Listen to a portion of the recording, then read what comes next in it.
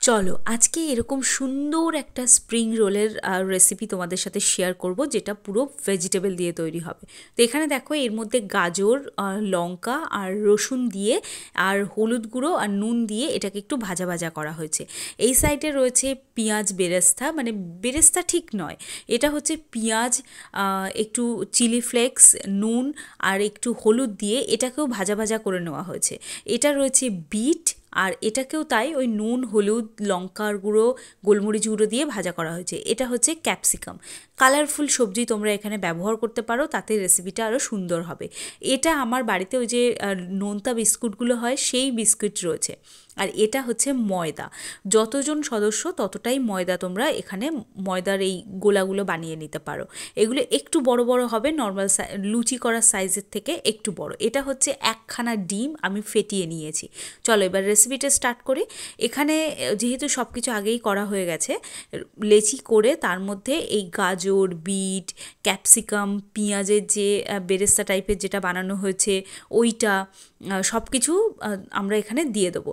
দিয়ে এটাকে রোল করব। এবার বলি পেঁয়াজের বেরেস্তাটা কী জিনিস। পেঁয়াজটাকে তুমি গোল্ডেন ব্রাউন হওয়া অবধি ভাজবে। তার মধ্যে একটু তোমরা দিতে পারো গোলমরিচ গুঁড়ো, ধনের গুঁড়ো, জিরের গুঁড়ো দিয়ে তারপরে মিক্সার গ্রাইন্ডারে একবার ঘুরিয়ে নেবে। তাহলে দেখবে জিনিসটা খুব সুন্দর হয়ে এসছে। আর এখানে দেখো ডিমের গোলায় একবার দিয়ে নেবে, নিয়ে এটাকে বিস্কিটের গুঁড়োর মধ্যে দেবে, দিয়ে ডিপ ফ্রাই করে নিলে সুন্দর চটপটা একটা রেসিপি রেডি হয়ে যাবে। এটা তোমরা সন্ধেবেলা স্ন্যাক্স হিসেবে নিতে পারো, আর খুব অল্প উপকরণ দিয়েই তৈরি হয়ে যাবে।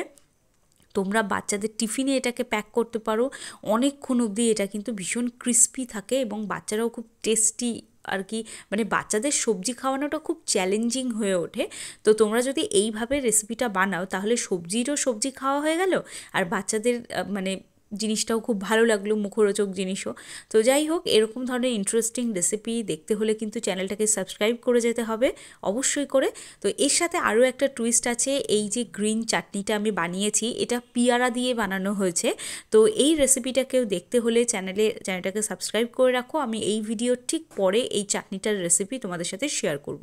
এটা একেবারে ন্যাচারাল একটা, কেচাপ টেচাপ এগুলো কিন্তু আমাদের স্বাস্থ্যের জন্য একদমই ভালো নয়।